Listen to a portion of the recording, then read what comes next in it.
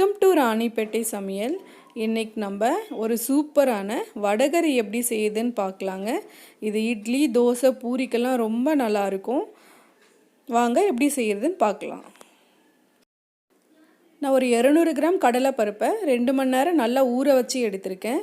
இப்போ தண்ணியெல்லாம் எடுத்துட்டு இதை ஒரு மிக்ஸி ஜாருக்கு மாற்றிக்கலாம். நம்ம மசால் வடை பதத்துக்கு இதை அரைச்சி எடுத்துக்கலாம். இப்போ இது ஒரு மிக்ஸி ஜாருக்கு நான் மாற்றிட்டேன். இதில் ஒரு 2 காஞ்ச மிளகாய் சேர்த்துக்கலாம். அடுத்தது தேவையான அளவு உப்பையும் சேர்த்து இதை நல்லா அரைச்சி எடுத்துக்கலாம். இப்போ இதை நான் நல்லா அரைச்சிட்டேங்க. நம்ம மசால் வடைக்கெல்லாம் எப்படி அரைப்போமோ அதே மாதிரி கொஞ்சம் கொரப்பாக நான் அரைச்சி எடுத்திருக்கேன். இப்போ ஒரு பேனில் நான் ஆயில் காய வச்சுருக்கேங்க. இதில் ஒரு சின்னதாக ஒரு போண்டா மாதிரி நம்ம போட்டு எடுத்துக்கலாம். இல்லை வடை மாதிரியும் நம்ம தட்டி போட்டு எடுத்துக்கலாம். அப்படி இல்லைன்னா நம்ம இட்லி எப்படி வேக வைப்போமோ அந்த மாதிரி ஒரு இட்லி பாத்திரத்துலேயும் இதை வேக வச்சு எடுத்துக்கலாம். நான் கொஞ்சமாக இருக்கிறதுனால இப்போ இது ஆயில்லையே நான் நல்லா ஃப்ரை பண்ணி எடுத்துக்க போகிறேன். இப்போது இது ஃபுல்லாக வேகணும்னு அவசியம் இல்லை, ஒரு 3/4 பாகத்துக்கு வெந்தால் போதும். இப்போ இது ஒரு 3/4 பாகத்துக்கு வெந்துடுச்சு. இப்போ நான் இதை எடுத்துட்டேன். இப்போ வடகரி நம்ம தாளிக்கலாம். நான் ஆயில் போட்டு காய வச்சுருக்கேன். அதில் பட்டை, கிராம்பு, ஏலக்காய் சேர்க்குறேன்.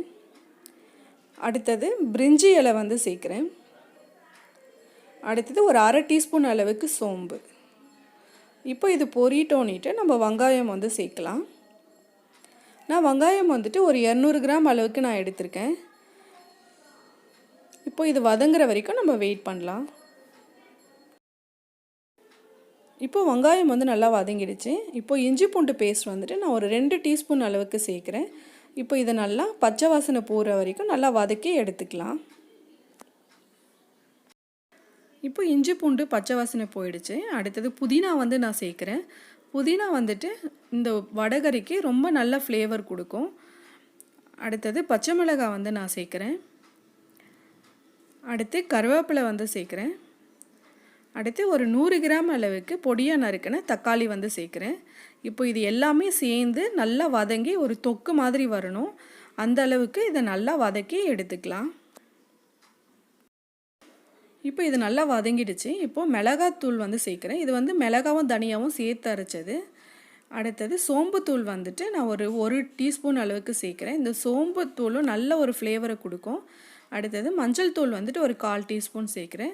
இப்போ இந்த மசாலாலாம் நல்லா வதங்கிட்டு இதோட பச்சை வாசனை போகிற வரைக்கும் நல்லா வதக்கி எடுத்துக்கலாம். இப்போ இந்த வடகரிக்கு தேவையான அளவு நான் உப்பு சேர்க்குறேன். நம்ம ஆல்ரெடி அந்த கடலைப்பருப்பு அரைக்கும் போது கொஞ்சம் உப்பு சேர்த்துருக்கோம். அடுத்தது தேவையான அளவு தண்ணி சேர்த்துக்கலாம். இதுக்கு தண்ணி கொஞ்சம் நிறையவே சேர்க்கலாம். இது நல்லாவே இழுக்கும் இந்த கடலைப்பருப்பு. இப்போ இது கொதிக்கிற வரைக்கும் வெயிட் பண்ணலாம். இப்போ நம்ம பொரிச்சு எடுத்த இந்த வடை நல்லா சூடு ஆறிடுச்சு. இப்போ இதை நல்லா கையிலேயே நல்லா சின்ன சின்ன பீஸாக நல்லா உதுத்து எடுத்துக்கலாம். இப்போ தண்ணி நல்லா கொதிக்க ஆரம்பிச்சிருச்சு. இப்போ நம்ம உதுத்து எடுத்து வச்சோங்களா வடை, அதை இப்போ இதோட சேர்த்துக்கலாம்.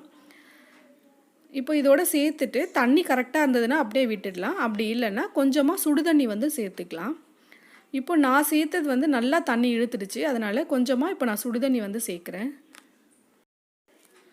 இப்போ தேவையான அளவுக்கு நான் தண்ணியெல்லாம் சேர்த்து இப்போ இதை ஸ்லோ ஃபயரில் வச்சுருக்கேன். இது ஒரு 3 to 4 மினிட்ஸ் அப்படியே வச்சு எடுத்துக்கலாம். அப்போது இந்த வடைக்குள்ளே இந்த மசாலாலாம் நல்லா இறங்கிடும். ஸ்லோ ஃபயரில் இது ஒரு 3 to 4 மினிட்ஸ் ஆகிடுச்சு. இப்போது நான் தேவையான அளவுக்கு கொத்தமல்லி சேர்க்குறேன். அவ்வளோதாங்க, சூப்பரான வடகரி ரெடி ஆகிடுச்சு. இது இட்லி, தோசை, பூரியோடு சாப்பிட ரொம்ப நல்லாயிருக்கும். இதே மாதிரி நீங்கள் ட்ரை பண்ணி பாருங்கள். வடகரி இதே மாதிரி செஞ்சு பாருங்கள். எப்படி இருக்குன்னு சொல்லி கமெண்ட் பண்ணுங்கள். இந்த வீடியோ உங்களுக்கு பிடிச்சிருந்தால் லைக் பண்ணுங்கள். மறக்காமல் எங்கள் சேனலுக்கு சப்ஸ்கிரைப் பண்ணுங்கள். பக்கத்தில் இருக்கிற பெல் ஐக்கானை கிளிக் பண்ணிட்டீங்கன்னா நாங்கள் வீடியோ போட்டோன்னே உங்களுக்கு நோட்டிஃபிகேஷன் வரும். தேங்க்யூ.